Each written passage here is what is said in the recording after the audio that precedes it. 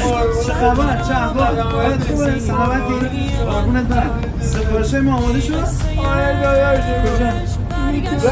به پایان بگیرد با تو تنهایی قلبم گشتم ولی ای ماه من مثل تو پیدا نیست بعد تو بر چشمان من هیچ عشق زیبا نیست صدایت نگاهت بر دلم بارانش هست تو باشی دل من تا ابد مهمانش سلام دیستان